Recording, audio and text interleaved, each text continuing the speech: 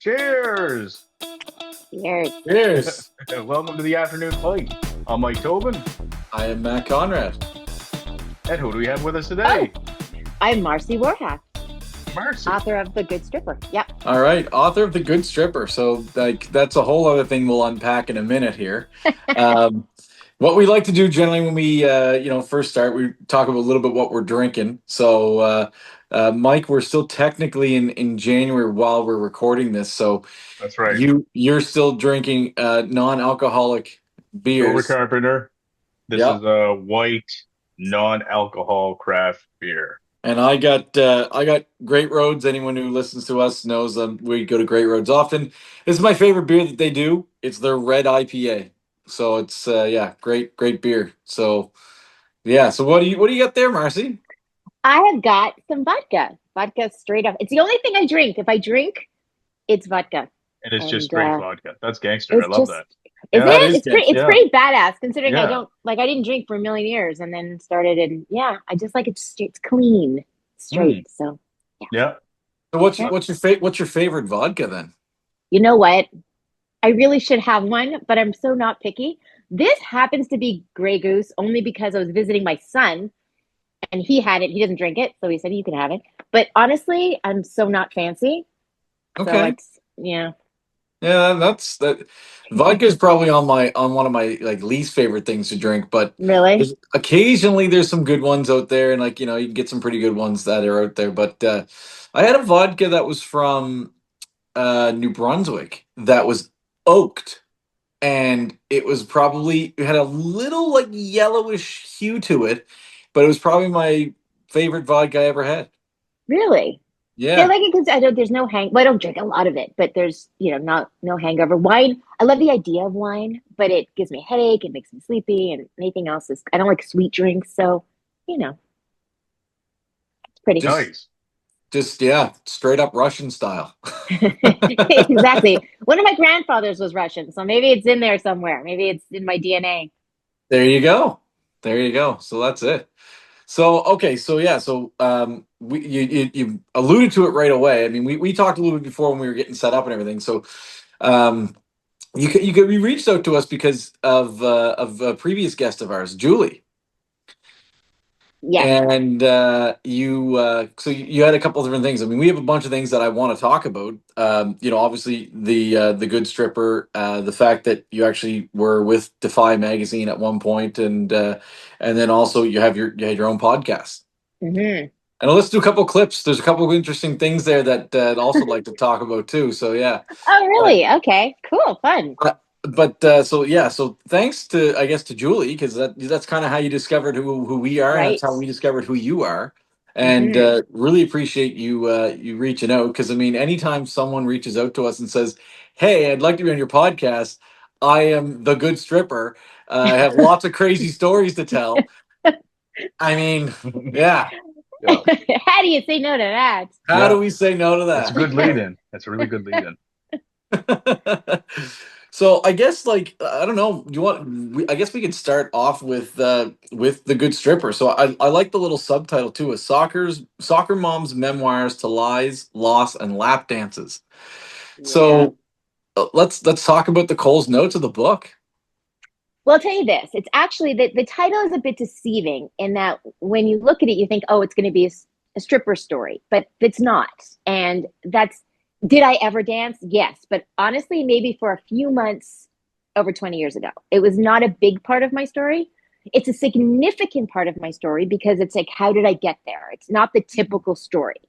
Yeah. And it was, like I said, it didn't go on for that long, but the dancing was part of a double life that I led for a few years. So that's the bigger story. It's a smaller part of a much bigger story. Cool. And I mean, in a nutshell, which is it's so hard, but without giving too much away, it's basically I wrote it because two reasons. One, I was somebody who started off in life thinking I could do anything. And I had this really supportive, encouraging family, and everything was great. And I felt loved and safe. And I was this little like, I was very outspoken, but I would also dance and sing and that kind of kid. Hmm. And then life was like, wait, hold on. like not so fast. You think everything's great, but hold on a second, sister. And it started kind of sucker punching me, and I had some major things happen, and I kind of lost my self-worth and my self-esteem. And I went from being a kid who thought I could do anything to thinking I deserved nothing and I was Wow. worth nothing. And Yeah. that set me up for some stuff in life. Why do you think those feelings happened when you were so young that you stopped believing in yourself at such a young age? I think there were so many things. I mean, that's the thing with the book. It's like I'll just tell you this. I was seeing a therapist many, many years ago before I wrote the book. And she said, your life would be a great story, but nobody would believe that everything happened to one person. So that there's so many things. But I mean, I think the major thing that turned my life upside down was when I was 17. And my parents were divorced and my father was out of the picture. And I was very, very close with my big brother, who was 5 years older. So I was 17, he was 21, and he got sick and he died. And I didn't see it coming. I was writing my English exam. I got pulled out of class and was told he died. Oh, And God. I always say that the minute before I heard that Billy died was the last minute I felt safe in the world. So at that age, when you're supposed to feel invincible, right? As a teenager, you think nothing bad's going to happen. I was like, everything bad can happen. Like if this could happen. So I felt very unsafe. I felt I had no control. So I had to figure out how I'm going to control my life. And I also felt he was so great. Like he was such a great person. And I'm like, I'm not like that. Like the world needs him more than me. So I felt it should have been me. And even though I had a fantastic mother who was like, oh my God, no, what would I do without you? I still felt like it should have been me. And so I sort of went through from then on thinking like, okay, I can't, I'm not good enough. So I have to sort of prove that I'm good enough, but I didn't fit, and trying to be the best, but never thinking I could. So it just, and that kind of snowballed, and I wasn't prepared for how life would throw things at me. I wasn't prepared for some people that manipulated me and kind of betrayed me. And Are you talking like friends or family or? I'm talking about, I got married, and that ended up, I was married for a long time, and we had a great marriage for part of it, and then things took a And you surprising got turn. married pretty young age. I was 24, which Okay. was, for me, it was young. I think it's young. I was No, I still think it's not, young. I don't know, didn't know who I was, and Right. Yeah. everything seemed like maybe if I got married, my life will be normal, because I've been through, I mean, there's so much crazy stuff until I was 24, like wild stuff. But it just didn't. And things just took a turn, and it set me into experiences and places that I didn't expect. And it took me out of myself for a while, and the dancing became part of it. And I was married with kids. I didn't need to do it. Whenever somebody, it's Oh, funny okay. because, So the so double that's the life kind of thing. spirit from the marriage not really working or whatever, and then not It feeling got weird, your and place in I the had world. been through, and I'd been Okay. through so much trauma. Like we're talking, there was crime in my story, there was death, there was a near death experience for me, like so much craziness that I hit a point where I'm like, I can't, like I always say a therapist, I think that she may have made this up, but said to me, she called it a traumatic overload. And it's when there's just so much, and I haven't had a chance to catch my breath. It was usually one thing after another, that your body just goes, you're done, you can't anymore. So then when the next thing came, I was just like, all right, that's it. Like, I'm just gonna. So when people don't know my story and they see the stripper part, they'll often say sort of that cliched, well, you were doing what you had to do to put food on the table. I'm like, no, I was married. He had a good job. There was food on the table. The reason I did it was so crazy. So the reason I wrote the book was after I ended up getting out of this crazy life. And I thought, okay, I'm on kind of the straight and narrow. But I had so much guilt and shame over stuff that I had done that I carried with me. And that brought back that feeling of that low self-esteem where I thought, okay, I did bad things in my head, huge bad things, that I don't deserve to be happy. I don't deserve to be healthy. I don't deserve to be loved. I was trying to do that for my marriage and with my kids, but like for me, I didn't believe it. And that is a terrible way to live. And then I got divorced and I was turning 50. And you know how you have the terrible twos that kids go through? Can I swear? Yeah. Okay, Mhm. so I think I went through, or still going through, like my zero fucks left 50s. And I was like, I was turning 50 and I was like, I'm done hiding. I'm done. I was carrying these secrets around with me. What if people find out the stuff that I did? Nobody knew I danced. Nobody knew other stuff. And what if my kids find out? They were like teenagers at the time. I'm like, it was a horrible way to live. And I'm like, you know what? I'm done hiding. And I had a couple of friends who knew parts of my life, not all of it, but they said you should write a book because you've been through so much and you've survived so much, you could be inspiring. And I was like, no, because to me, I was seeing my failures. They were seeing my successes. I was seeing how many times I fell down. They were seeing how many times I picked myself up. I wasn't there yet, Yeah. And it was when those things kind of came together that I went, you know what? Like, I am just going to put it out there. And whatever happens, happens. If people are mad at me, because I thought everyone's going to be mad at me, people are going to lose respect for me. Mm. But I really was at a point where I'm like, okay, there's more years behind me than ahead of me. And I also learned that I had survived some really tough stuff. And I thought that's the hard part, right? Like getting through what I got through was the hard part. If someone judges me for how I survived, I can handle that. Like that's on them. So I had to get to a point, And so with my story, it's a lot of, it's not like it was good, then it was bad, then it was good. It was good, then it was bad, then it was good, then it was bad, then it was better, then it was bad, then it was bad. And that's like, and I'll just say this, I feel like I'm rambling. But even though the details of my story are unique, like there's some interesting stuff in there, what I'm finding is that the people who read it will come to me or message me and say that they can relate to so much more of it than they expected to because the themes are universal, right? Everyone's been through loss or bad relationships or issues with their kids or issues with their parents or health stuff or like there's that's universal. So even though the details are different, the themes are the same. And so I'm so glad I wrote it. Yeah. Cool.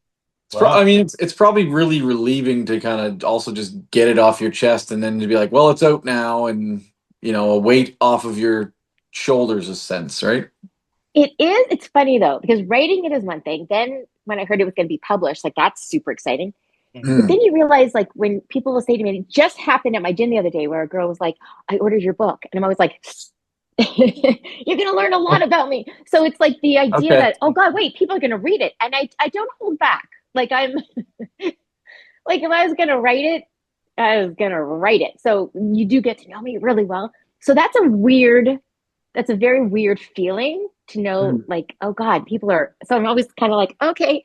Um, but it is unbelievably liberating because I do kind of feel like I really can say anything and do anything now because I kind of shared everything pretty much. I mean, there's more now, but it's very freeing. It really is. It's not for everyone, but and I get a lot of messages from people saying, "How could you be so honest?" And I'm like, "Try it." Like you think the world's going to collapse, it doesn't.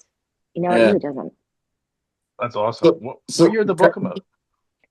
2001, 2001, 2021. 2021. Yeah, so it's been a few years. Yeah. And you have an audiobook now too with it? Yeah, And do you read yeah, the I have it. audiobook yourself? Yes. Oh, cool. oh, good. That's great. Yeah, that'd be a fun listen. Yeah. So cool. So I guess now where does it stand today? Are you going around? You're doing public speaking, or how are you staying engaged and kind of Yeah, well, there's some things in the works I can't talk about just yet okay? with the book, but yeah, I do a lot of book clubs, which is really fun and things like that. And I also from this, I mean, I do a few things. I'm also a fitness instructor and personal trainer, and I do that. But with this, I've had a lot of people come to me and ask, like I said, how are you so honest, or how did you get rid of the shame? So I Mm. do some resiliency training where I help people get through some of the shame, and then I also help people who are putting together books with editing and that. So it just kind of takes me. I do different things. Like it's opened up so many different venues. So to stay on the shame part, like I mean, for some reason I don't know, I don't love that word shame just because it's like I don't know. I mean, I haven't lived your life, so I can't say that's something you should be ever be ashamed of. Hmm. But Hmm. more of a sense of personal embarrassment or personal whatever, right? Like that worry about your kids fine. That I get, right? And I mean, how do you? how do you get people to cope with this? Like, you know, we are all at that point now. I mean, I'm over 40 and there's things that I wanted to do that I never did, right? Like, you know, maybe just artistic endeavors or whatever, where I'm Mm-hmm. afraid that if I go and do that, like if I go and put out a song that's a little, you know, aggressive or whatever, that it might ruin my career, you know, or something like that, right? Let's just say, right? Yeah. And so I worry about that stuff all the time. And every creative, even this podcast, was probably crippled for years before it actually came out because I was so afraid just to make something, right? Like I was like, what if I look like Yeah. a complete dumbass and everybody thinks I've just lost my mind and you know what I mean? And everybody shuns me out. Yeah. I was super worried about that. So I get it from that perspective of, but yeah, I don't know what, like, how do you help Well, people through that? well, I'll tell you, there's so many things, but I'll tell you this one thing I realized. First of all, somebody is going to think you're an idiot. It doesn't matter what you do. There's always going Yeah. to be somebody, and there's always going to be somebody. But who cares? What I realized was, because I did have people sometimes, like I curse sometimes, or I whatever. I'm very out there, and I'm very on. People are like, oh, don't you think maybe you're missing out on some opportunities, or maybe, you're turning some people off. And my thing is, it would be so much worse if I lost out on an opportunity that could have been for me because I didn't show them who I was, than missing out on something because I am who I am. You know what I mean? Then it's not right for me anyway. If I'm being as Marcy as I can be, and somebody goes, oh, she's not for us, I'm not for them, because they would figure that out anyway. But imagine if I was holding back something that I loved, and that's exactly what they're looking for. That's such a Mm. shame. So it's that whole kind of cliche, which I hate cliches, but the thing is, your vibe attracts your tribe. It's like the more you are, then you're going to get the people who get you. And why would That's you just a want, wicked way to say it. Your vibe attract your right? tribe. I That's like Yeah. it. I I like like it. that, Yeah. man. Yeah. I Cheers mean, to that slogan. That's going to be a new 2025er. I like that. hey, Change that. there you go. But I Yeah. honestly stopped. There are a million quotes that we'll see on social media saying, just be you, right? I mean, you hear it. And Mm, then, but the follow up is really, but not like that, or as long as yeah, you are like me. And yeah, there's so much of that. But you know what? I don't know what it is. I really just kind of flipped this. Something happened with me yeah. where it was just like, I truly am not bothered. Like, really, it took me this long, though. It took from somebody who cared what everybody thought, to really not worrying about what other people think, because they're not worrying about what I think. Yeah. Nobody's waking up in the morning going, oh God, what should I wear? What would Marcy like? Or should I do that? What would So why am I giving them that kind of energy? I don't anymore. So I think it's that fear. Also, the fear that I noticed, what I thought, okay, so I thought I didn't share my story because I was afraid of what would happen.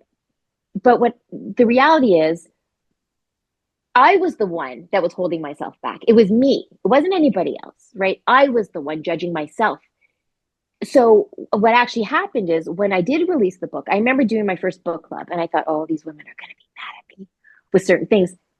They were totally into another part. It's like the things that we think are so huge to somebody else, not such a big deal, but they might see something else and go, oh, I don't get that.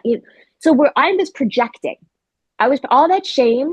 I didn't have to carry it because Mm. nobody else was looking at me like that. And so I was able to let that go, which is huge. So that's the thing. It's to realize also the power of sharing it. What's amazing is there's so many things that we do and we think we're the only one, or things that we've done and we think, oh, this is so terrible. Then you hear somebody else say, no, I did that. And you're like, oh, she's not a terrible person. And you did that. So you realize, oh, we're human. And there's so Mm. much power in that, but you don't know if you're holding that in. You think you're the only one. And kind of bully ourselves, right? And like sometimes we're our own biggest bully. Most of the time. Yeah. Most of the time. Yeah, for sure. We wouldn't talk to other people the way we talk to ourselves. And it's amazing how, just because I'm so open, I had so many strangers who will who will send me like their deepest, darkest secrets, knowing, and it's true, I won't tell anybody. And they know that I won't judge them. But it's amazing. But it's also they'll say to me, I can't share this yet. Like I can't, Right. but they tell me, like a Well, confessional, okay, I guess. okay. Was there ever a message that you got where you were just like, "Whoa"? There were a couple. There were a couple. There were a Yeah. couple. Okay. Yeah, yeah, there were a couple. From a guy I can think of and a woman I can think of. Yeah, where I was like, huh, all right. I have to call the But police now, hey, man. I know Like, nothing like no, not like that. that. Okay. But yeah, and then you realize I never would have guessed, and that's the thing. Everyone else seems so together. And then you realize, Right. no, nobody's together. Well, it was weird. I was talking to Matt the other day about, like, I don't know, our show and our media, kind of the direction we're going to be going this year with some other projects we're working on. And it's like, I was telling him a book I read that was when I was really young. It was about, called Stick to Your, and the motto of the book was Maestro Fresh West, Maestro Of Fresh West, course, right? So let your backbone he slide. wrote a book called Stick to Your Vision based on a song he had called Stick to Your Vision in like 97 or 99, right? Okay. Okay. So I read the book because I was like a kid at the time, or a kid. I was like 20, right, when it came out. And I like the book really resonated. I loved his book. I really did. And we'll get him on the show here soon enough and get to tell him that first. I can't wait until we do that. But one of the things he had that I had the hardest time finding was he said, first, you need to identify your vision. Mm. And you're like, whoa, that first step is the hardest, right? Like, I mean, so like for you, you obviously all through all these trials and tribulations, at some point, something resonated where you had like a vision, an ulterior motive with all the experience that you had in life to kind of build something out of it, right?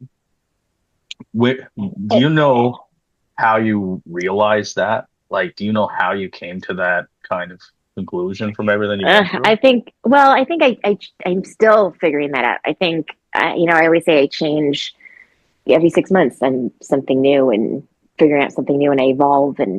But I mean, the first thing, like we talked about at the beginning, where when I worked with Julie and I was the body image expert at her magazine, is that was one thing that kind of helped me get out of some bad stuff. Was that one of the things that happened when my brother died was that I developed an eating disorder because it was this thing of two things. It was that, okay, if I can't be smart enough and interesting enough, I'll try to be pretty enough. And at that point, 80s, not that it's different now, but it's skinny enough. And also it was control at that age when nothing is in your control. What's the one thing you can control is your body, right? I can control what I'm eating, when I'm not eating that. So, and I had a doctor I talk about in my book who really messed me up with that and told me I needed to lose weight to fit into society, even though I was at a very healthy weight. I was teaching dance, but he was just not a good person.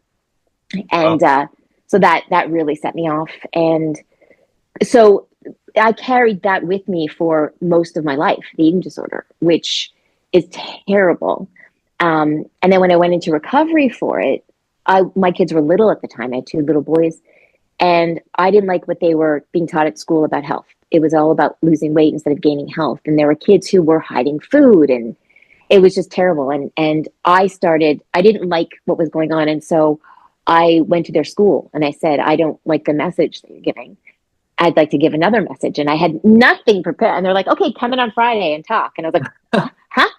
So I put together like a bristle board with some pictures and I talked about media manipulation and Photoshop and all this stuff. And mm, you know what? It resonated with the kids, and then it became a thing. And so I started this program called Fit versus Fiction. And I would go to schools, and I started with fourth grade. And then the schools asked me to speak to youngest first grade. And then I was the go-to whenever there was something in the news. I think this was before Facebook and before social media. So Yeah, I nobody was, saw on your LinkedIn that you've been doing this for about 14 years. I started that. I think I started that in 2000 and yeah, I don't even know, six maybe. So it was a long, yeah. And it wasn't something I planned. It was literally, I was a mom and I was somebody who had dealt with it. And I didn't like to see other mothers, like I saw my mother watch me go through that and feel so, like I always say, the worst thing is seeing your kids in pain, whether it's emotional or physical, and you can't do anything about it. And then to help kids so they could avoid what I went through. And it was interactive and fun. And nobody was talking about it. It's not glamorous to talk about an eating disorder and body image issues. It's not, but I was like, I'll talk about it. And I was also, I'd see something on a show that I didn't like and I'd call them, or I see something, I hear something on the radio and I'd email them. And they're like, come on the show. So I was the go-to whenever there's something in the news about weight, especially kids and things like that. And so that kind of became a real big That's awesome. purpose for me. And Yeah. that was real. But you know what though? I still, because at this point I was still hiding secrets. So there was still this part of me that was like, what if I'm on TV and somebody Oh says yeah, yeah. something and then they tell everyone that oh no, she's not such a good person because she, and I crashed after that. I had written a book for Mm. parents. I mean, like I said, it was in the media a ton. And I still was like, no, I'm a bad person. And I had to go through, had to crash again and then pick myself up and leave my marriage and kind of realize, no, I deserve to be healthy and happy. And this is where things are going to change. And it only started changing for me like in 2016, 17. Crazy. Okay, wow. So, I mean, with today, I'm raising a teenager right now. So, like, what's some of the advice that you give to young women that are kind of suffering today from these, not wanting to eat? You know, it's tough because people will always ask me, is it better now? Is it worse now? You know, or it must be better now. And I'm like, well, not really. I mean, No. but it's you know what though? It's different. It's so different because I was asked to write a body image section of a book for women. There's a book being written for women over 40, their health, and I'm writing the body image part. And I was thinking back when I was growing up, we didn't have social media, right? And then you had a few channels on TV, and I had my Cosmopolitan. No, my sister, she's 7 years older. Her Cosmopolitan magazine, and there would always be the models, and you flip open the first page, and it would tell you the models, like the cover models, measurements, and all that. And I'd look at that, and but we didn't have. That's what we had. Like we didn't have a ton of stuff. However, we had diet ads, right? We had a lot of things that we don't have now. We had Yeah. that then, but we didn't. But we also didn't have the plus of now is that then all we had were those images that we saw. There was still the photoshopping. There was still, again the ads for can you pinch an inch or these diet supplements and things like that. We didn't have any of the body positivity or any good stuff. So Right. that's one thing. Whereas now there's so much. Some would say too much. There's so much. So now what's tough and what's good is the problem is too much information, right? So you've got all this information coming at kids constantly, and we all know it's like somebody takes a picture and they're like, I just woke up, and you're like 817 pictures later. That's how they will, and the filters but it's so hard, and it Hmm. comes at you. But there's also the good stuff. There's also a lot of people showing that they encouraging the more natural, encouraging healthy. There's some pushback when there's the unhealthy images are pushed. So it's kind of training our kids to look for the good stuff. It's Okay. almost like, I'm just thinking now, probably a terrible analogy, but if you get a headache and you you Google it, to see what it is, you can look Yeah. and see, oh my God, I have a brain tumor. Yeah. Or Yes. you can look up what are benign issues, like really nothing, not important issues or not serious issues for headache. And it could say you could dehydrated or you didn't get enough sleep. It's your choice, how you want to do that. So Right. it's staying away from social media pages that make you feel like crap. Yeah. That's our choice. And also, but one thing I would tell you as a parent, um, one thing that really helps, and this helps young, is get your kids involved in stuff that they like. Like get your kids involved in activities. It could be something that you like, but it could look, you could be a sports guy and your kid likes art, get them in art classes, anything that they like to do that has nothing to do with how they look. There's nothing to do with popularity. It's something that they do that makes them feel good, that is showing them it's not about how they look, it's about a talent, it's about an interest. Because that is something that really helps build their self-esteem. But also if it's like a group thing, you're involving them with people who are like-minded. Because sometimes kids at school, sometimes kids are mean and sometimes Yeah. Oh teachers yeah. aren't great, Yeah. Yeah. So if Yeah. you For can sure. get them, my kids were into sports. So if you get them into something where they have a group of kids that are different from the ones they see every day, plus maybe a coach or something that is really helpful to them and could be a mentor, then that's just another place where they if certain parts of their life aren't good for their self-esteem, well, here's something else. And I think cultivating that is a great way to combat the negativity that they're getting. Great answer. Thank you. Yeah. Yeah. Yeah, people like that Dr. Google. That's I the mean, thing. But it's so bad. Oh, I it's know. I but do it all the time. I wonder. Okay. I often wonder about that, about like, how different things are, and if they're better or worse. And I don't know if you can answer it. Like, I don't know if anyone can answer it, because, I think of, like, when you think of, like, like 90s, 80s, 70s, 60s, and going all the way back. Particularly, it could be very bad for women in terms of, you weren't, like, at some point you weren't allowed to talk back, kind of thing, right? You weren't yeah, you were, there was articles in magazines that were basically saying, like, stay thin for your guy, and, like, Oh, a make sure you do hundred this, percent. and Yeah. all, and it wasn't like, it wasn't Cosmo, like, stay thin for your guy. It was like an instruction manual on how you should be a wife, kind of thing, Hmm. right? There was Hmm. those types of things, and then there was nothing else out there to think any Right. differently, right? Exactly. It was like, this is it, this is it. Like, if you're not this, then you're not a good wife, right? Right. And so there was a lot of that. Now we have more body positivity stuff today, but we're able to reach, like, we see this in social media in all aspects. There's lots of good out there, but there's lots of bad out there, Well and A said. hundred percent. the bad can get together real easy on social media. And it's Yeah. not like, at one point you could, it's like any bully. At one point, years ago, before social media, you could at least hide in your home, and now Right. you can't, right? Right. Yeah. And for sure. And I think that that's another thing, sort of, as parents, to do. I know I used to do with my kids, and again, they were boys. I wouldn't sit down and have a conversation. Like, that's the difference between girls and boys. You're not gonna, okay, we're gonna talk about something serious now. They're like, no, we're not. So just so just kind of what I would do with them when we were watching TV or something, and or if we were out, somebody would say something, or we'd see a commercial idea, and I would just not lecture, but say, oh my God, that's ridiculous. Like, that doesn't even make sense. And it's making sure that, because the negative voices are going to come in. So our voices have to be louder. And so I remember once I was in a store with my kids. I don't remember how old they were. Maybe they were like 10, 11, 12. And there was a maggot. No, it was one of those, we're Canadian, those Kinder eggs, those Kinder surprise eggs. Yeah, yeah, yeah. And there was like a Barbie one and like a Hot Wheels one. And I remember one of my sons coming over to me and he's like, well, this is so stupid. Like, I don't understand. So I'm a boy, and if I have this one, I'm going to. And then he stopped himself and he went, ugh, I hate that I can't not see that. And I'm like, I love that you can't not see that. It was just ingrained that it's just like, it's just silliness.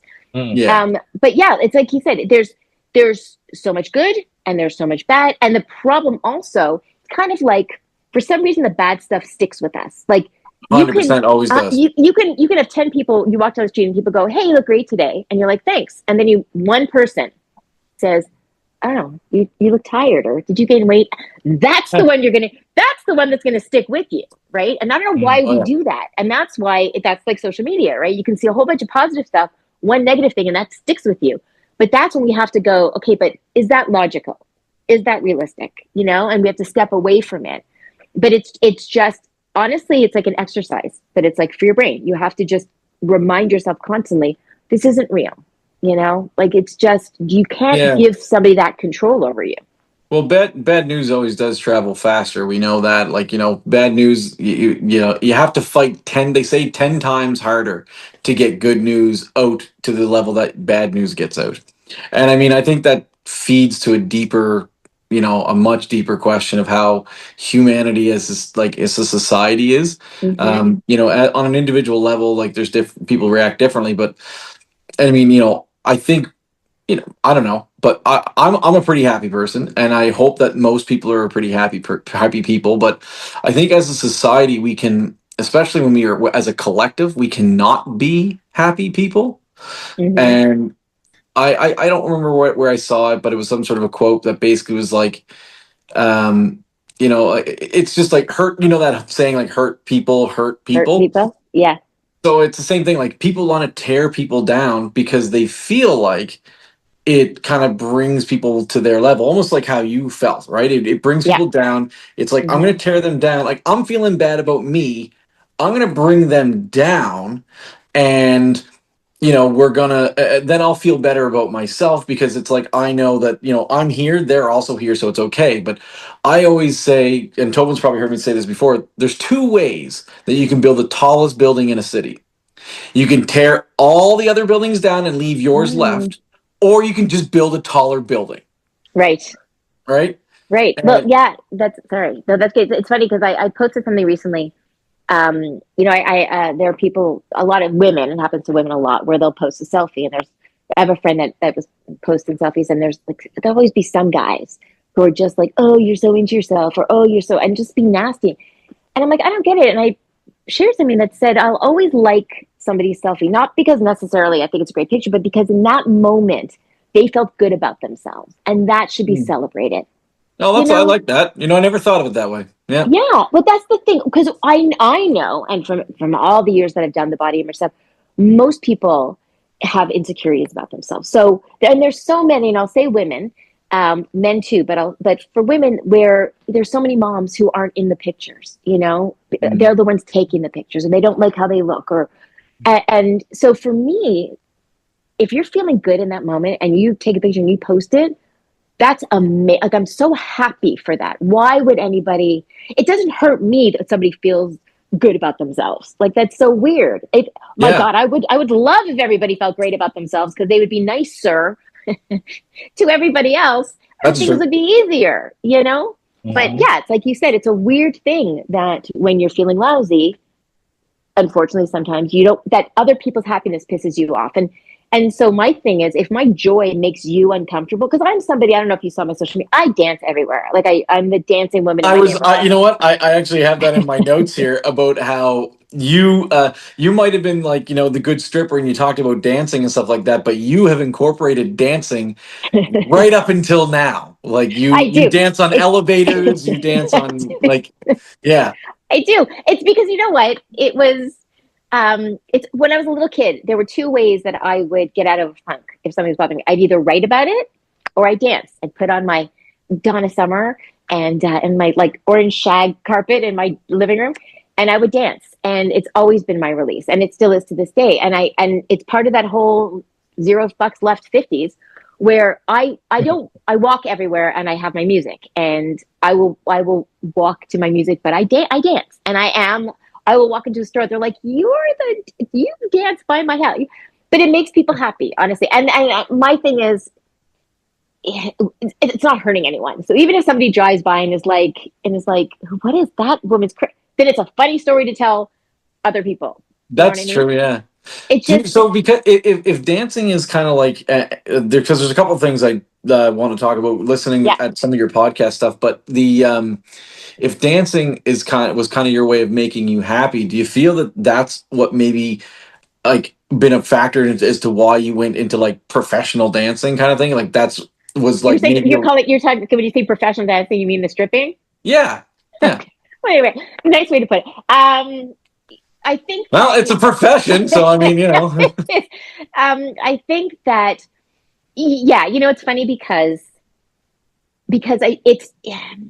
it's not something I would have done had my life been different at that time. However, it's not like I was this shy, into books and science, and all of a sudden I went to that. That would have been really kind of strange. That would have been a real, what the hell happened there? So it wasn't like it was this huge leap, but it was like that. There's a big difference between dancing in your living room, or dancing, on a dance floor, and leaving your kids after you tuck them in and going to a club and stripping naked for people. There's a difference there. yeah, Um, yeah. but but I do think that, I say all the time, I remember once being in the club, and this girl came over to me and who worked there, and she said, like, how long did it take you, like, working here before you went on stage? And I'm like, what do you mean? She's like, well, like, I've been here a while and I'm like nervous to get on stage. How long? And I'm like, oh my God, like, that was first day, like, I didn't even know that was a thing. That was my favorite part. I didn't like approaching people to be like, hey, buy me. I didn't like that. The Yeah. lap dancing was fine. But on stage, yeah, there was something in there that was mine, and it's unfortunate that was where I was getting kind of my self-worth. And being a mom, because it was so important to me to be the best mom ever. But then for me, for my self-worth, there was something about, because I was, like I said at the beginning, when I was a little girl, I was like dancing and singing and on stage and all that. So that was in me. So that I was getting something from that, for Yeah. sure. And so, just so anyone who's kind of listening kind of understands everything too, is like, so yeah, you had kids, you were married, and then you decided to do this. Now, was this something that you were hiding from people? Like, and what I mean by people, I mean like your house, or like, and sneaking off in the night and making up excuses, or did like your husband know? He knew. I will tell you that, and it's so silly. Yeah, so like I said, our marriage was pretty normal, and then I had gotten really sick, and I almost died, and was recovering, and he kind of. I talk about it more openly in the book, Mm, but there was a turn there where was asking me to do things and kind of open up things a little bit, and I was still dealing with my eating disorder and had lost my mother and I lost some babies. I had gone through a lot, and I had that traumatic overload thing where I sort of felt like, okay, so I'm not lovable because everyone that in my life that loved me had died, and I didn't feel like my husband loved me, but people seemed to want to be with me, and so that's again where I thought, okay, so if I'm not lovable, how will I earn my space here? And we had gone to strip clubs together, and they would like pull women up on stage, and I was like, okay, I was getting some attention. Mm. And then the funny thing, so with what happened with the stripping, what happened, so, and it's so ridiculous, especially when people say, oh, you were doing to get to help your, no. So what happened was I was dealing with my eating disorder. I was in great shape though, but I had joined a new 24-hour gym because I would never leave my kids, so I would go when the kids were asleep. I right. would go at 11, 12, 1, 2 in the morning. And I met a trainer there who was like, oh, I could get you to look like a fitness model in like a few weeks. And I was like, okay, looking at all those magazines, but I had to pay extra, right? Now I was a stay-at-home mom with 2 toddlers. I couldn't work. Mm. And I always felt that if I wasn't contributing financially, I shouldn't take anything. So I never did anything for myself. Didn't go, hairdresser, nail. I never didn't buy myself anything. Didn't do that.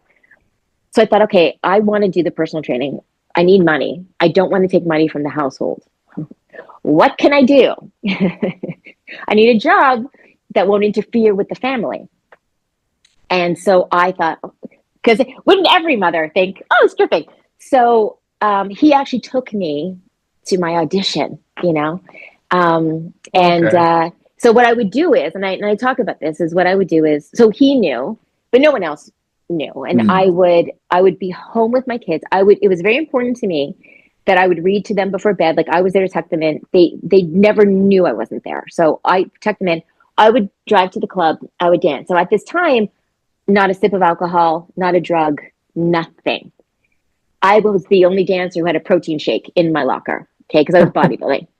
So I would dance, have my shake, and then I would leave. I would go home, change, go to the gym, and I would work out. And that was 4 o'clock in the morning. And then I would come home or go to the 24-hour grocery store if I needed something, come back, take a shower, not sleep, and be there when my kids woke up. And I would go 2, 3 days without sleeping. well, that's what I was just, Wow. yeah, yeah, like that really breaks you down though. You can honestly not be present for them in different ways because of that, right? It was such a weird thing because I must have seemed like I was on something because I had all this energy, and I don't honestly, I always say it's trauma, and Mm, so he didn't, my ex-husband didn't love that I did it at first, and then when I was helping with grocery money and I was able to contribute, then was perfectly fine with it. But it was it yeah. what was go ahead. No, I was just gonna say, like, I know, like, I was gonna ask about like how he felt kind of about that, because I mean, I think about it like, for me, no judgment. I'm someone who would like, that's like I said, it's a profession. You're providing a service, is what it is. So no judgment from there. That being said, having my wife do it is a totally different Yeah. thing. Well, again, very at this point, our marriage was different, and he was fine with a lot of things. But I'll tell you this, just to jump ahead for 1 second. So my kids didn't know any of this, Yeah. right? And then when my book was coming out, they knew I was writing a book, but they figured it was more like body image stuff or women empowerment thing. They had no interest. And then I got the book deal at the beginning of COVID. So then I was like, we don't even know if it's going to come out. We don't know what's going to be. So I didn't want to tell them because I'm like, well, I don't want to tell them everything and then it doesn't come out and I've told Mm. them everything for nothing. So I waited till like, I waited till the last minute. It was coming out like in a week. And I met with them. And again, I think they were, I'm trying to think. So this was like 2020. So maybe 20 and 17 at that time. Yep. And so I met with them and I said, okay, the book's coming out. And this is how I told them. I showed them the cover. And can I so I have it here. So I'll show you. So it's Yeah. like, you've got like a baby carriage on a stage with a pole. And it says, Yep. Look at Stripper. So I I just showed them the cover. And they remember they knew nothing. And my older son just went, okay, do you want my opinion as your son or as a consumer? And I'm like, really? Like he's like, it's a great cover. And I'm like, are you great? What? And my younger son was like, when did it, like they were so unfazed because I was always there. It wasn't like they were going, oh, that's why you weren't home for 3 days. Like they were like, when were you not? And I remember I kept saying, and they won't read it because it's there's kind of graphic. I was gonna ask you that. Like, are they avoiding it, or did they? No, Yeah. my older son wanted to know because there were some people who weren't thrilled that I wrote it and were going to him kind of angry. And he's like, okay, tell me what's in it. And I told him, and he was like, he's very kind of intellectual like that. And he said, it's very interesting to hear about your parents as people, not just as parents. And he said, and he's close with his dad too. And he just said, I have your back. And both my kids were like, we're in your corner. You do you. I used to call them every time I was doing an interview. I'm going to talk about this. They're like, don't call us anymore. We'll let you know if there's any problem, Mm. But I kept saying, I did things, but I always wanted you to have a good life. I always wanted you to feel loved. And my son stopped me and he said, you keep saying you made mistakes, but you also keep saying that you wanted us to be happy. We're happy. So maybe they weren't such big mistakes, Yep. So Yeah. that was what was so important. So again, that's something that in my head, I thought, what if they hate me? What if they hate me because I did it? What if they hate me because I'm talking about it? They didn't, So we do that to ourselves, It's like we're afraid the whole world's going to collapse, and it doesn't. It doesn't. Yeah. Yeah. Well, I think people do hold shame over other people's heads quite often in this world, unfortunately, and that's something people probably fear, right? So Yeah, you but gotta, why though? But if you why? believe in Like what that's you're the doing, you thing. got to look around that. Yeah. Well, that's it. I don't. I don't know what it is, but I finally got to a point. Yeah, I mean, it took half a century, Yeah. but where your words, your judgment don't hurt me. I've been through the tough stuff. So Right. again, to judge me for it, that's on you. Love Yeah. it. The other thing is like I was listening to a couple of clips, and one clip that you have on is, and you're talking about unhealthy coping mechanisms versus healthy coping mechanisms with trauma and things like that. And that's kind of what I was thinking. Why I was kind of putting together like the dancing, because it sounds to me like dancing was a coping mechanism for you, which, and that can be viewed either way. You can think of just dancing, like general just in dancing, Right. obviously very, very healthy coping mechanism or very healthy way of release, versus, and then you're the only one who can just decide whether the other dancing was a healthy one or not. It's kind of, I elaborate a little bit more on like in terms of your what you found to be your now healthy coping mechanisms versus the Right. unhealthy ones. Well, that's the thing. It's like now anyone who knows me again, the dancing. It's funny because when I first kind of put out there, when I hit like the post, on Facebook when it was coming out, the book, and nobody knew, and I had the cover. I thought, can I not dance on the street anymore? And I don't like go dancing like a crazy person, but I'm dancing enough. I thought, can I not do that anymore? Because are people going to go, oh, and put the like connect? And then I'm like, well, no, that's ridiculous. I was dancing before I was dancing. You know what I mean? Yes. And that's not gonna stop. But it's like, it's funny because you're saying, was that kind of a coping mechanism? No, going to a dance class would have been a good coping mechanism. Yeah. Getting naked on stage, not so much, without sleep. But now, so the dancing, I mean, I can be starting to walk, let's say, down the street, and I don't have my music on yet. And I'm like, I think to myself, how do I do that? That's so embarrassing. And then my music starts, and I'm like, right, here we go, lights, camera. So it just changes something in me. And so I know that brings me joy. The world is on fire. the world is not a great place. And for me, there's so many times where someone will see me and they'll say, "You are like the happiest person ever." And I'm always like, "No, I'm not. The world is a mess." But I know that in order to not, end up on the other side of the ledge, I have to find the things that make me happy. And that makes me happy. So, exercising, being active. I always say I go to the gym and I work out hard, for me, but also for you, because I'm a much nicer person when I do that. But what I said, I know in that interview you're talking about, is that there's so many things. So I had my trauma, right? But then I had what I did to get through my trauma, whether it was my eating disorder or being promiscuous or the other things that I did. For some people, it's drugs. For some people, it's alcohol. For some people, it's gambling. It could be so many different things. And yeah, it would be fantastic if our brain just went to, I'm having a hard time with this. This is breaking me down. Okay, I'm going to start meditating, or I'm going to Mm. take yoga, or I'm going to whatever. Like that would be great. But a lot of those things, the reason why they are helpful is because they bring us into ourselves, right? You become one with yourself. You understand. Yeah. But when you're going through a hard time, you don't want that. That's the last. I was not trying to get closer to me. I was trying to get further from me, which is Yeah. what drugs do, and alcohol, all that stuff. It takes us away from ourselves. And so that's why I think we turn to the unhealthy mechanism. We're not consciously. I'm not like, how I feel bad. How can I hurt myself more? Well, I did actually do that. At some point, I did feel like I'm a bad person. How can I prove that I'm a bad person? I'll keep doing the things that make me a bad person. Because you're not, you're being guided by this yourself, which is not, that's not Well, great, it's when also you're not in a healthy place. yeah, it's a self-fulfilling prophecy, right?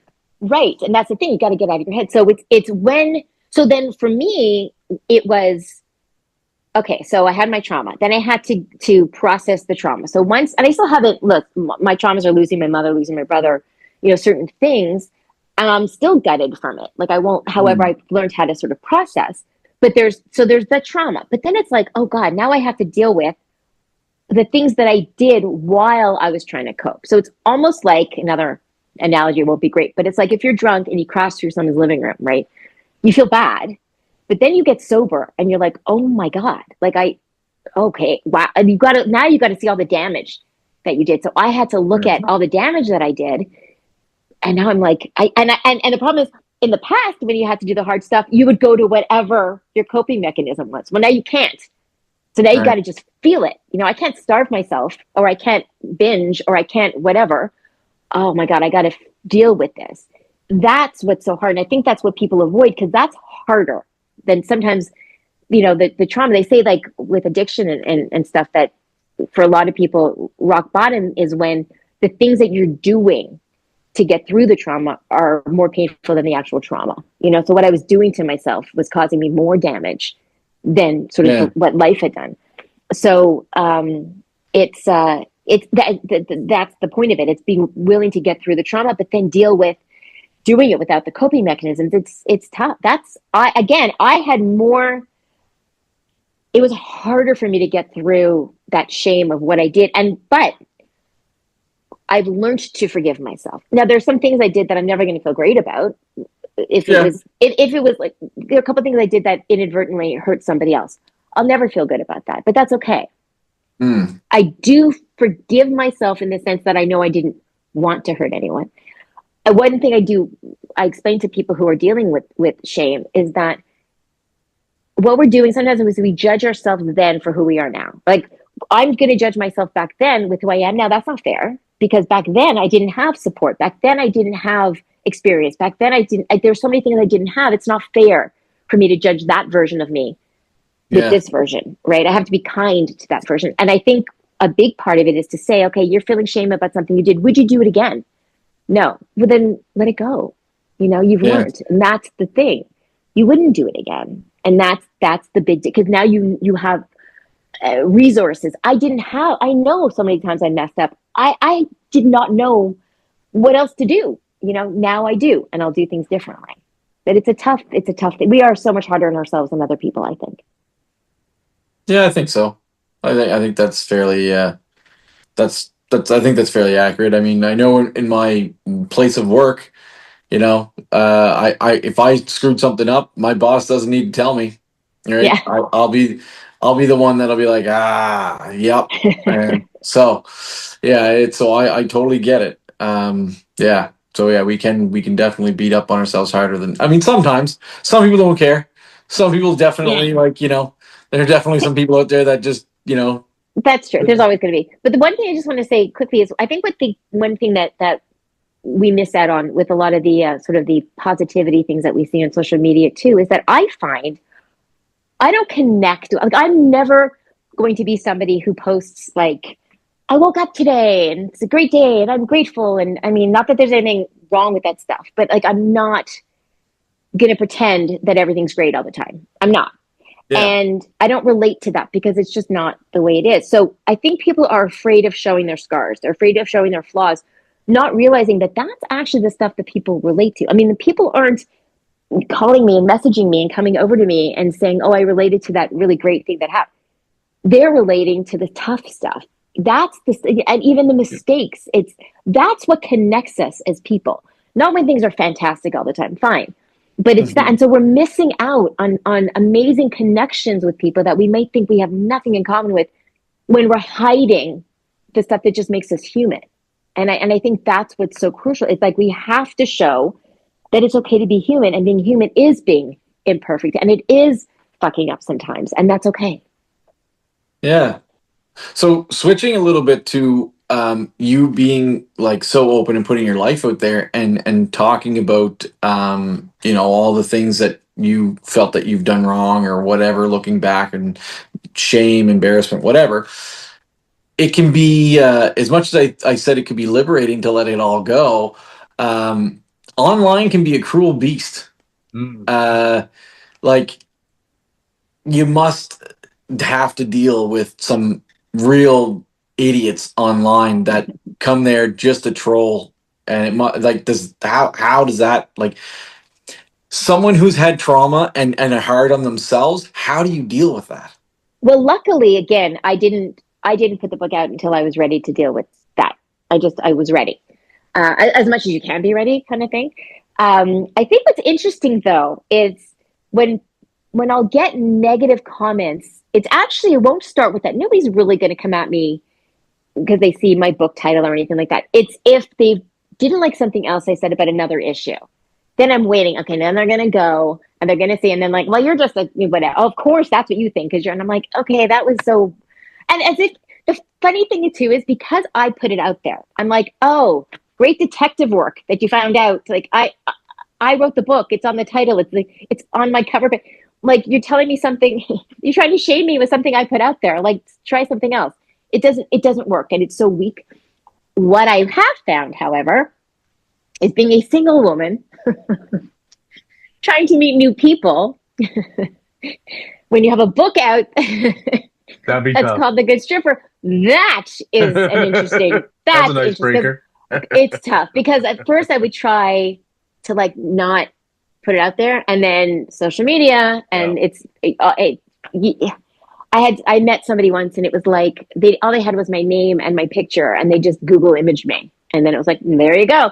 So I've met people for the first time, and they've been like, "I read your book," and I'm like, "Wow, Yeah. Yeah. Jesus, That's okay, well I know probably nothing more about you." prevalent I mean, today, though. Like, you got a lot of people using OnlyFans enough now to kind of make a little extra money.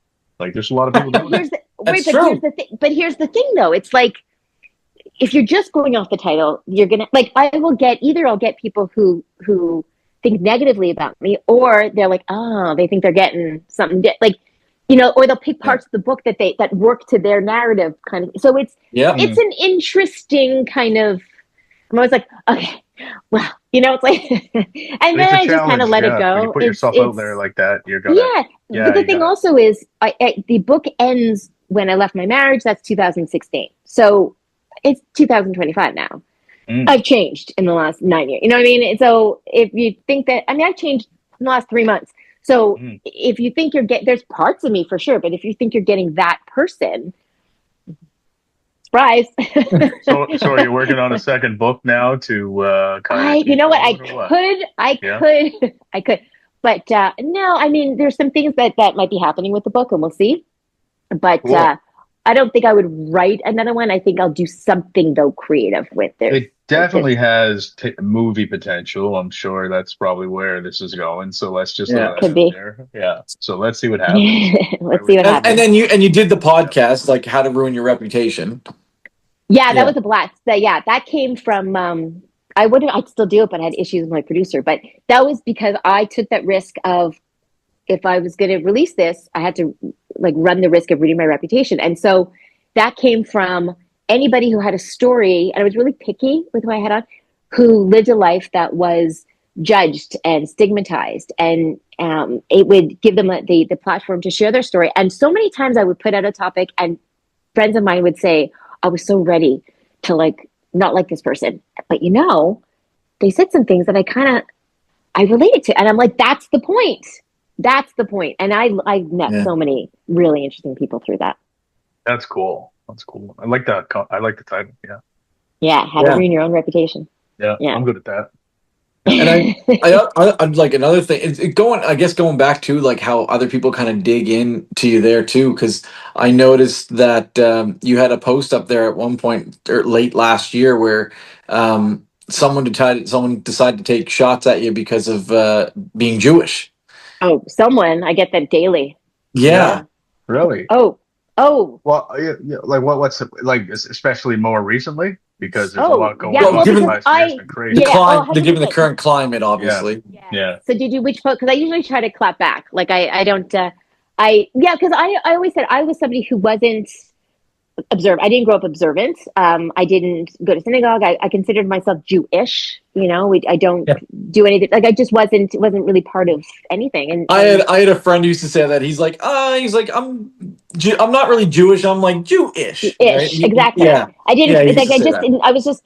And then when everything happened on October 7th of 2023, it changed me. And when I saw how the world was flipped upside down, I was like, this isn't okay. And I really felt I've always been somebody who stood up. And I've always been somebody who stood up for other people. And then when I found that nobody was standing up for us, it affected me. So I don't overly post, but I will post. And I mean, I put up the other day. I did a little, did you see? I did a little dance video where I'm dancing to Hit Me With Your Best Shot. And I'm putting up all the different comments from people calling me a Nazi to telling me, get ready for the ovens to, I mean, horrible stuff horrible stuff. And and they come after you, and but and it's upsetting, but at the same time, again, like I said, oftentimes I'll just kind of clap back. I mean, you're not going to change somebody. No, I They mean, just Yeah. want to hate on you. Yeah. yeah, But that's Yeah. when you have to, again, like this with social media, you have to take it for what it is, And I yeah. realize there are people who say to me, "Oh, yeah, this is what you think." Well, why don't you tell me? Show me where it says. And I'm like, I'm not doing your homework. Like what I said, I've been talking to you for 6 seconds, and I've enjoyed none of them. Like I'm gonna now do homework for you. Like who are you? Like Yeah. what? Yeah. That's the thing with social media that kills me. It's like I'm sure there were terrible people in the world before, but we didn't know that some woman in Texas was like awful. Now we know because she's posting like I don't need to know all this information.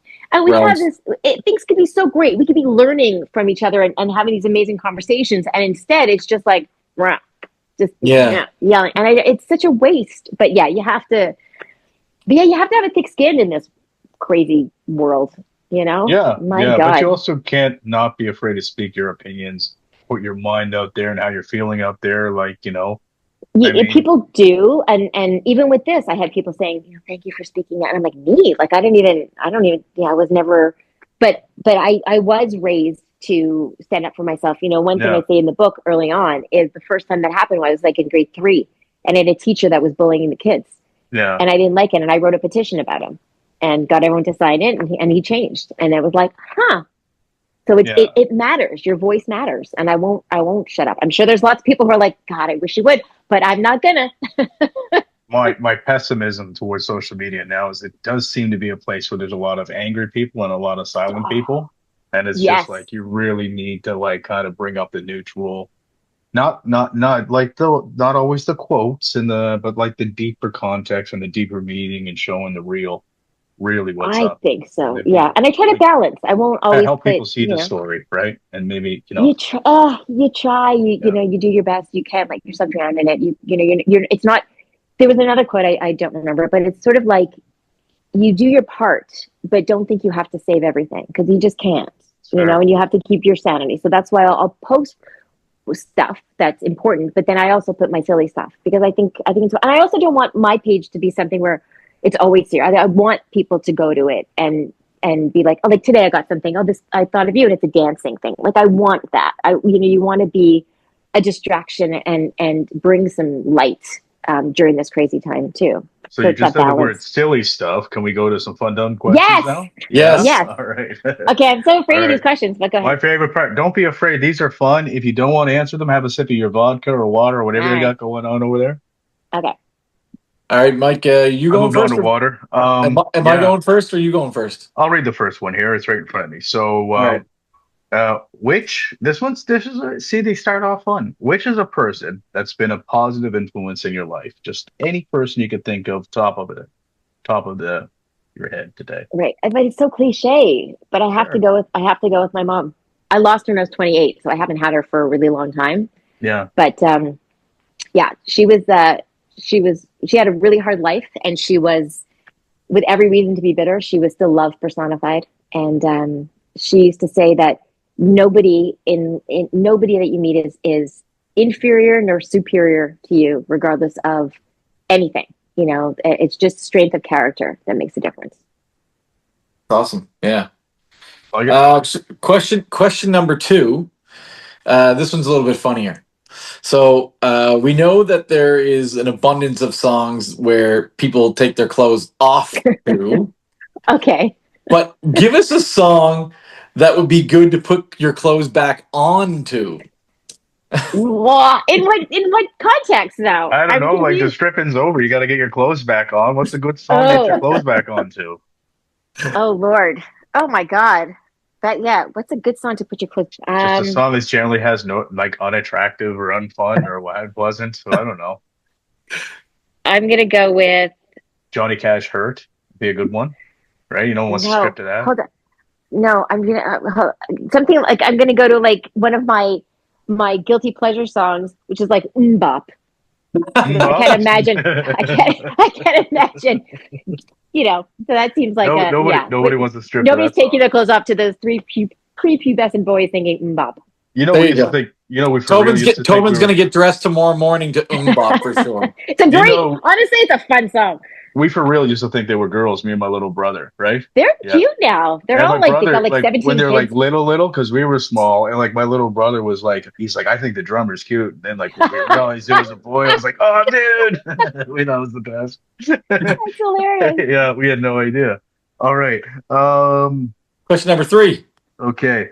Pick a genre of music that should be suitable for each beer type. Okay. So we got three I don't beer know anything types. about beer. Oh boy. Okay, Oh so an Lord. IPA is kind of a hoppy, flavorful beer. And Okay. then you have your lager, which could also be, Matt, you'll correct me, but maybe kind of a lightish style beer, a lighter beer. Light, crisp. Yeah. And then your stout is like your Guinness beer, that heavy beer. So Okay. you So we'll take go. those, put Okay. a style to a beer type. Oh Lord. Okay. So we'll go. I'm gonna go. Let's start with the stout. The heavier stuff is either, I'm gonna go like the '90s alternative stuff, like a 3 Days Grace, maybe some Creed, maybe some Godsmack, that kind of thing. All right, Stuff. yeah. Okay. And then give me the other ones. There was the one that's, Light The beer, lager. The which is lager. like the lightest, like the, The lager. lager. okay. So let's go for some '80s disco, or '70s and '80s disco for that one. Okay, Okay. okay. And the Okay. IPA. Let's go with, we're gonna go with the country pop. So not Country country, but not pop. pop. You know what I mean? So it's kind of, Yeah, okay, okay. all right. I Sure. can feel That's it. not bad. All right. Yeah, That's not okay. I bad. like it. I like it. All right, question number four. Yeah. So, what's a common mistake people make when starting their healthy fitness journey? Oh, too strict. Too strict. I'm going to cut Yeah. out sugar, and I'm going to cut out anything bad, and I'm going to go to the gym 5 times a week. And then they don't do it, and then they feel like failures, and they go, screw it, I'm not going to do it. Make it Right. realistic. Little changes, and that will get you there rather than throwing too much too soon. Cool. Yep, I like that. Okay. Which one of the afternoon pint hosts would most likely take their clothes off if they had too much to drink? You just have to go by feeling here, Matt or Mike. I'm actually going to go with Mike. Oh, I I was think going to go with Matt. I Okay, know. so yeah, no, My first thought trying was to thin Matt. it My up, Matt. first thought was Matt. Yeah. But then I think, we get you drunk. I think Matt would be there with the camera to get it Okay. recorded. It's 100% Mike, because he's the one. First of all, he gets drunk way easier than I do. Also, he's the one who, out of the two of us, we have a guys group chat. He's the one who sent the naked pics to the guys group chat. I did? Yeah, You're drunk. When? You don't remember. and then you quickly deleted it. No way. Oh I did that? Yeah, you did. my God, Naked that's the where? funniest What did thing. you see? Too much. For real? You, Oh uh, my you, God. you, you, Hilarious you, that you don't remember. No, you, I you don't. deleted it, and everyone was like, "Hey, tell them what you unsend." And I was like, "Don't worry, guys, I saw it, and you didn't need to." Oh, Jesus Christ. Are you So sure I about was that? right. I don't I know. was right. Well, it's probably true. Okay, going on to the next question. Gee, There you go. No shame, no shame, right? There we go. Keep moving on. there you go. What the frig? I lost my spot though. That's all right. So we are in question 6. It's my question, I believe, isn't it? Oh, okay. Yeah. Imagine you were a butterfly and you could travel for miles to any place on the planet and just chill and observe humans. Where would you go and why? Ugh, meh. Where would it go? You know what? It's so funny. No place feels safe right now. Being a Jewish person, I swear, places I'm like, oh, can't go That's there, true. can't But go there, can't go you're a there. butterfly. I know, but um, Butterfly. that's it. You know what? That's a tough one for me because I haven't been to a lot of places. So I'm gonna do. See, nobody's gonna be surprised by this. My kids always say that my happy place is Vancouver. I know it's not exotic, but I spent 5 years there, and there's something that is, even though a lot of bad stuff happened when I was in there, there's something that is always just it's a happy thing for me. So Yeah. I'm gonna choose Vancouver on the water and the mountains. Cool. Next question is, Number 7. what is the best thing and the worst thing that happened so far in 2025? It's only Oh early. God. A Oh my high and God. a We're still low. Jesus. Inauguration. Oh Yeah. well, yeah, but anyway. I'm gonna. Oh God. Well, the best thing in 2025. Well, I started. So, like I said, I got back into. I did it for years, and now I got back into fitness. So I teach fitness classes. I teach Cool. circuit and kickboxing and things like that. But I just started personal training yesterday, so that's a good one to bring Oh, in. So that's perfect. Cool. The worst thing. Again, you're talking about. Well, you know what? I'm also going to say because we brought up. I'm going to say that the beginning, the first 3 hostages coming home. That's also hmm. a huge thing. Yeah. And the worst thing is it's got it. The worst thing is still got to be related to that. So it's the fact Yeah. that the rest are still there. So I'm going to go with that.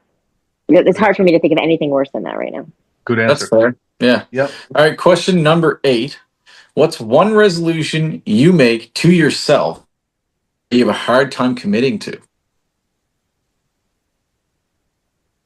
Um, Okay, I'll give you 2 things. Like one is kind of more, and it is that tend to still be hard on myself, and I try not to be. That's one. But sleep.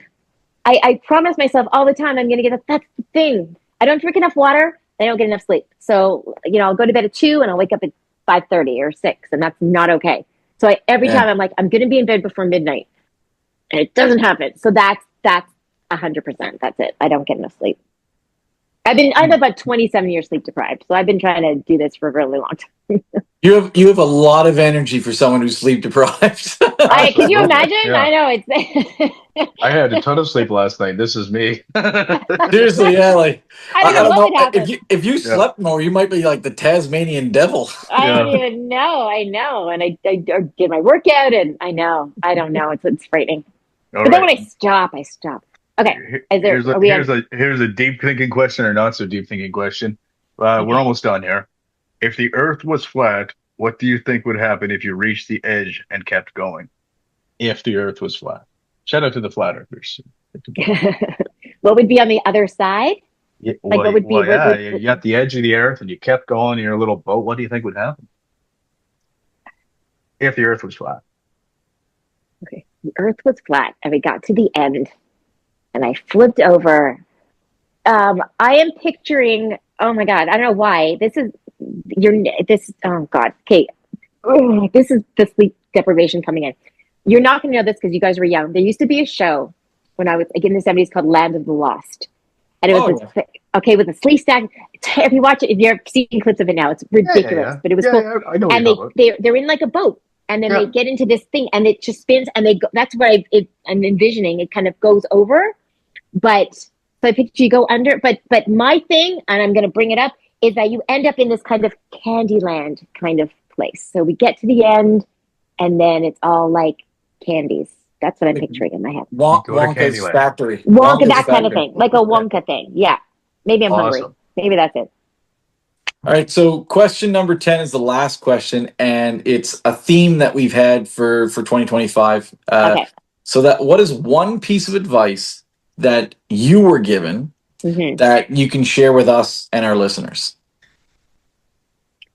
If you let them feed you, you let them starve you. Oh, Meaning- explain that. Yeah. Let them feed you. Meaning, you have to be very careful that you've got to make sure that you've got you, because there are people who will tell you, I got it. Don't worry, I got it. And you depend on them for everything. And then because they give you, they can take it away. So be very careful. If you let people feed you, then you're also giving them if you give people the power to feed you, you're giving them the power to starve you. I mean, it sounds kind of, but all it's saying is hold on to some of your power. Don't, like, I tend to take it, I have friends will say I've taken it too hard, like where I'm like, I don't like when people do anything for me, because I'm I always wouldn't take kind you of for like, well, dinner. Fuck you. I'm really tough like that. I'm very tough with having people, because I do feel there's been times where people are like, don't worry, I got it. And they didn't have it. Yeah. They don't. So it's just, if you give people the power to feed you, then you give them the power to starve you. So it's just make sure you got you. That's good quote. I like that. Never heard it before. Honest God. Yep. Yeah, I never heard it before either, so it's good. That's good. You got that. You got your vibe attracts your tribe. Look at that. Yeah. Oh, man, we're getting some good quotables. We got some sound bites. I'm telling you. Yeah. So that wraps things up, I think. That wraps things up. Anything you want to announce or share that you want people to know or do? You want to follow you on Instagram or anything like that? You can follow me, Marcy Warhaft. You can put that up. But also for my book, if you want to read it, it's The Good Stripper, a soccer mom's memoir of lies, loss, and lap dances. And you can get it on Amazon. It's probably the easiest. And if you do read it, then I would love for people to contact me and tell me what they think. So pick up the book on Amazon or listen on Audible if you're lazy like me. And that's awesome. Thank you so much for your time. It was really awesome. Thanks. That was fun. That was a lot of fun. Cheers. Oof. Yep. I'm out of beer. I'm drinking a big water bottle now, but there you go. Okay. All right. Go. Have a great one. Bye. Cheers.